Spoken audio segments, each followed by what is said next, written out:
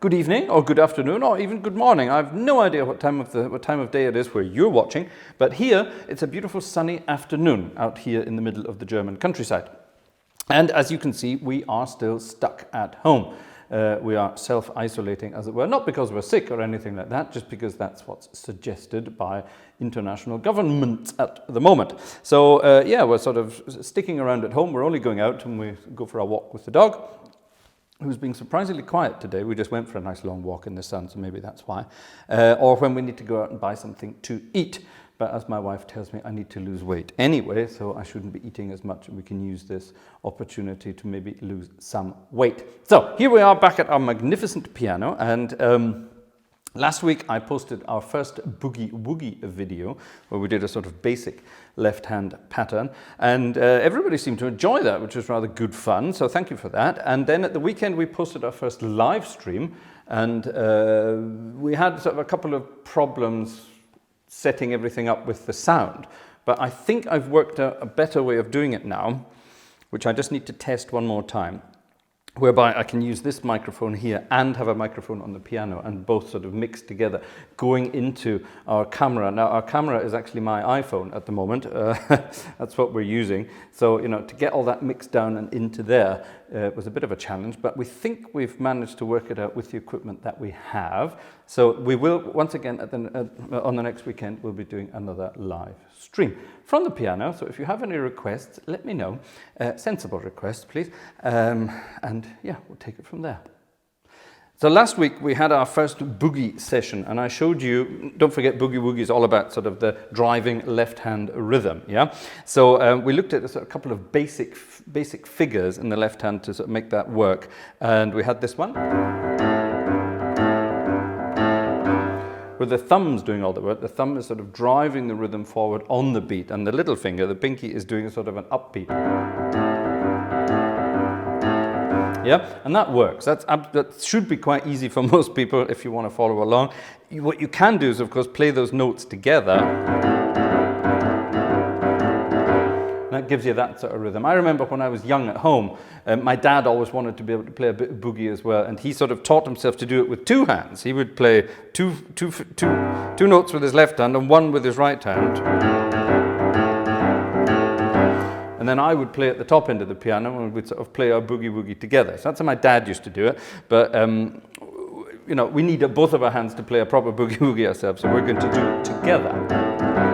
So that's what we kind of looked at last week, and today we're going to make it a little bit more complicated. There's sort of endless possibilities of what you can do in a boogie left hand, and we're going to look at a few different things today. Right, we've just given the dog something to eat so that we get some peace and quiet. Hopefully that will last for a while. We don't know what's right. I think he's got a bit of hay fever at the moment. He sort of sneezes about 20 times a day. So if you hear sort of strange sneezing noises in the background, it's not me or my wife, it's him. Okay, so anyway, here we are. So we have our boogie figure, the two-finger one that we looked at last week. They're the easy one. There are, of course, unlimited possibilities with boogie, and there are some figures that actually use all 5 fingers, the legendary Oscar Peterson, or even Liberace boogie woogie.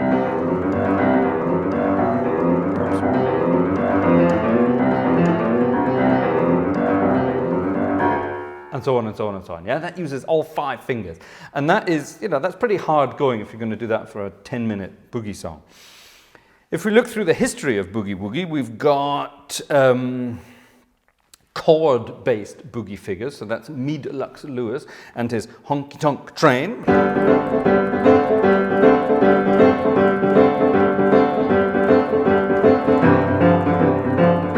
Yeah, and that's sort of these pounding chords the whole time in the left hand. That's a sort of Mead Lux Lewis trick. If we sort of go to the 1950s and Jerry Lee Lewis, we've got a sort of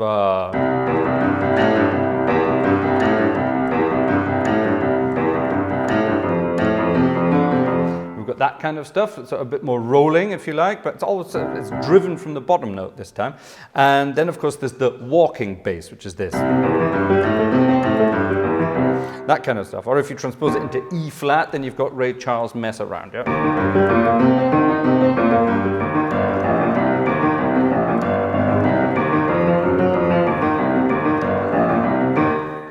You've got that kind of stuff going on. By the way, Ray Charles did actually not use fingers 1 and 5 to do that. He literally did use fingers 3 and 4 on the bottom notes and his thumb at the top to get some extra power in there. There you are, a little sort of fact that nobody really knows, but a lot more power if you do it that way. So if you want to practice like Ray Charles, you only need those 3 fingers, 4 and 3 and your thumb, and then bash away on a walking bass. Why is it called a walking bass, by the way? Well, that comes from your big band player in a jazz band who's not just playing 1 and 3, 2, 1, 2, 3, 4. Not that kind of bass, but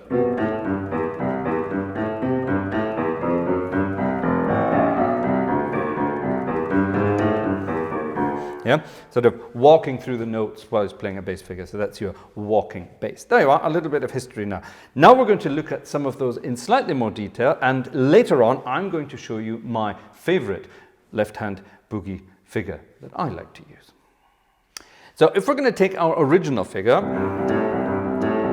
okay, with the 2 fingers, and we sort of want to add to that a little bit, let's go to this Jerry Lee Lewis figure that I just played, and it's based around the major triad of our chords. So that's the 1st, the 2nd, 3rd, 4th, and 5th, and then the 6th. So it's 1, 3, 5, 6. Okay? And it sort of starts there, ends up there, turns around, and goes back.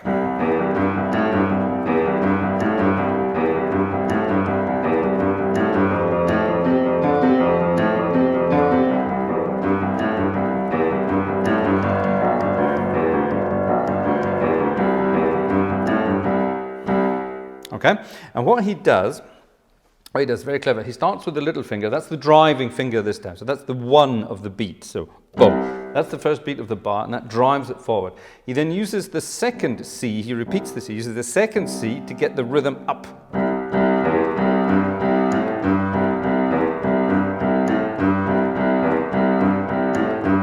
Yeah, and then basically does what we were doing last time, so instead of just using that as an upbeat to that note, it's... Got it? And he's quite clever. He uses that in a lot of his pieces where he plays it either straight, which is for the slightly faster stuff, I would guess, and he does actually play it in a swing style as well, which gives you that sort of more rolling effect.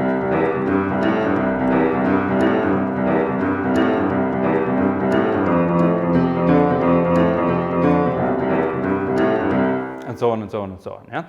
So all you have to do is then add a right hand to that. Now the Jerry Lee Lewis right hand is lots of banging chords on there, yeah? That sort of thing, or even getting your feet up on the keyboard. I'm not going to do that today. Lots of thirds, and lots of tickling, as they call it, which is just sort of trilling between 2 notes on the piano. So there's all that sort of stuff going on. My right hand is slightly, it's just a tiny little plaster, but I've sort of, at the corner where my nail is there, I've managed to rip that open.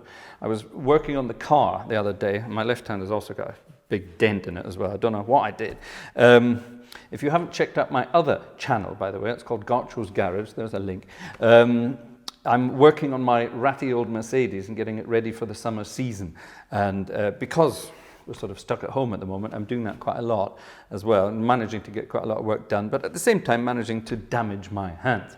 Now, before people then sort of say, oh, you shouldn't be working on things like that if you're a piano player, why not? We have to have hobbies. A good friend of mine is a concert organist and a cathedral organist, and he is a sort of he's a hobby, I don't know what you call it in English, but he sort of likes to work with sort of little wood things, and he's got one of those, what do you call them, one of the, like a bandsaw, but a tiny, little one, and he makes sort of little wooden figures, and he's cut the tops of his fingers off several times, but that hasn't stopped him playing concerts. He just sort of super glues everything back together with a plaster over the top and carries on playing.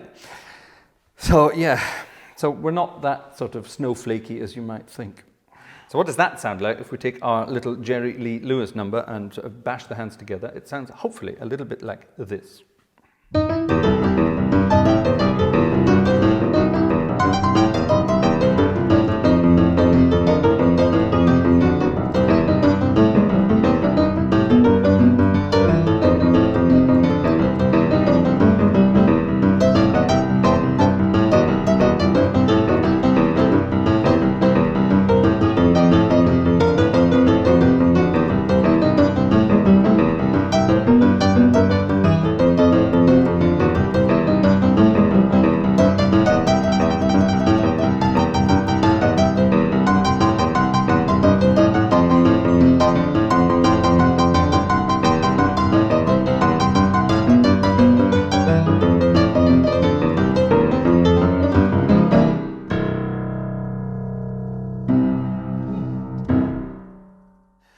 So it could sound something like that. Let's have a quick look at what I did in the right hand there, or parts thereof. So down here, we've got our left hand, and up here, we've got our right hand. So how do we coordinate them if we're doing our sort of rock and roll kind of boogie here? It's quite simple, really. And I am simplifying what Jerry Lee Lewis does extremely. Okay, I'm really simplifying it to make it as easy as possible, but it still sounds pretty cool. So when we're going to repeat notes at the bottom, yeah, the C is sort of holding us in place, then why don't we do the same at the top? So if I play a C at the top with my little finger, how does that sound?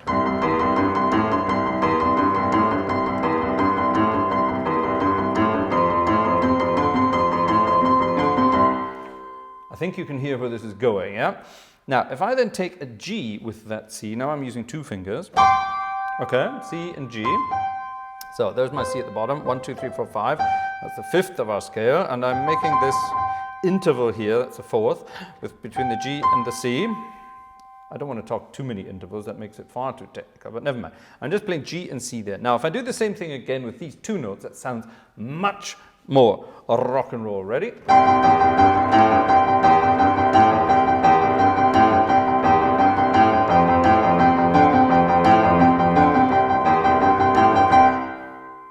Now that's only 2 notes, or 2 notes, yeah? That's only 2 notes up there. What if I make that sound even cooler by adding a sort of a flavor note, yeah? We're adding a bit of salt and pepper to this. So there's our 2 notes there. What if I have a little sort of upbeat to that G using the F sharp?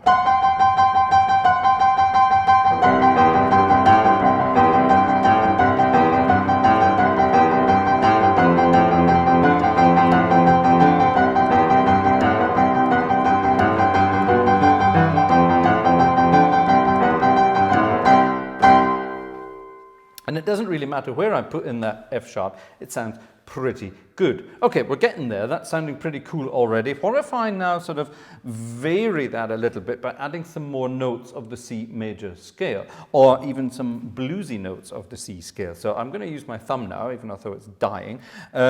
What if I've got my G there, F sharp. Let's carry on going down, F and E. And what if I just take the E flat with it as well? Yeah, so I've got all these semitones running up to the G with the C at the top. Aha, how does that sound?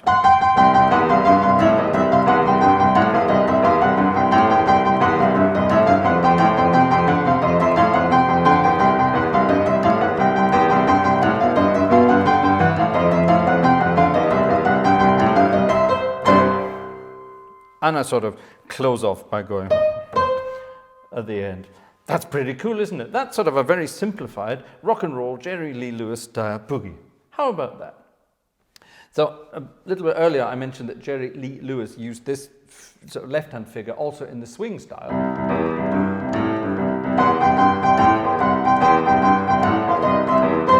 Yeah, maybe a little bit slower, but that gave him the chance to get this right hand, this right hand doing all sorts of sort of triplety stuff as well. So.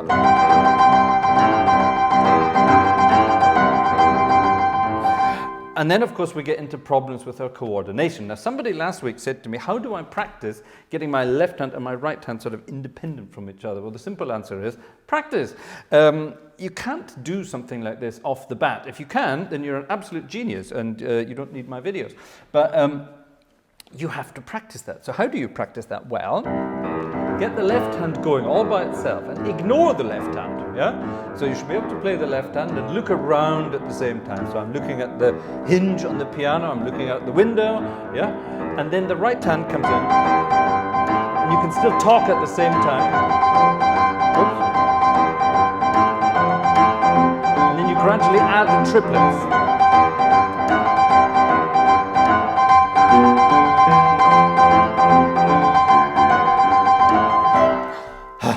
Yeah, and you also need, of course, a bit of muscle to get that working, and it helps if you have a piano that allows that to happen as well.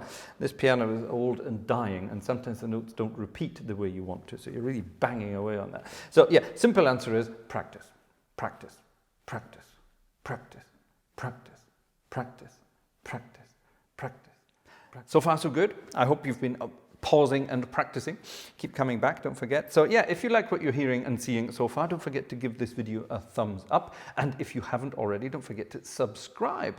Apparently, still 70% of my viewers aren't subscribers on the channel. So if you're a regular viewer who hasn't subscribed, then click that subscribe button and activate the little bell so you know when we're posting new videos. We're going to be posting lots of new videos in the next little while.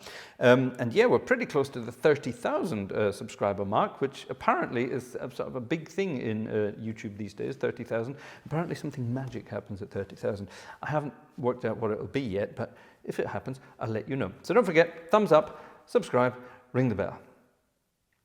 So earlier in the video, I promised I would show you my sort of favorite left-hand figure, and it's sort of a mixture of 2 or 3 different things that we've already looked at. So we've got a bit of this, and we've got a variation of this. Okay, and it's a variation that sort of takes us to the E via the E flat.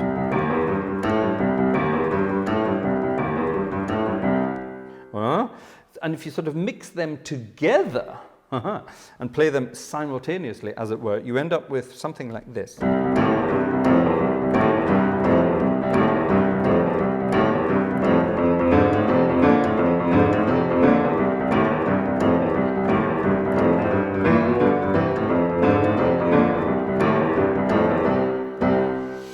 Okay, now that's taking us back to the 1930s to Chicago, where the 2 great gods of Boogie Woogie played. That was Albert Ammons and Pete Johnson. And there are actually some videos up there on YouTube of the 2 of them playing their magnificent boogie duets. And this left-hand thing, I think that was more an Albert Ammons thing. Pete Johnson had a different style in the left hand. That's more an Albert Ammons thing. And I absolutely loved Albert Ammons, and like I said last time, I used to play in a Boogie Woogie band, or I used to play Boogie Woogie in a band, let's do it that way around, and we were playing at a jazz festival where there was also Axel Zwingenberger. Axel is Germany's most famous boogie player, and he was accompanying the granddaughter of Albert Ammons. She was singing, she was doing some blues singing, and Axel was sort of playing, and they were playing at the same festival we were playing at. And while we were doing our set, I noticed Albert Ammons' granddaughter in the audience, and she came up afterwards and said, "I like your left hand, my grandfather would have liked that too." So that was a pretty nice sort of comment and sort of confirmation, as it were, that I was kind of doing the right thing when it came to Boogie Woogie. So yeah, that's a little anecdote about my favorite left-hand Boogie Woogie style, and we're going to close up today with a piece of music in that style. And don't forget, we'll be live at the weekend again, so I hope to see you there. Bye-bye.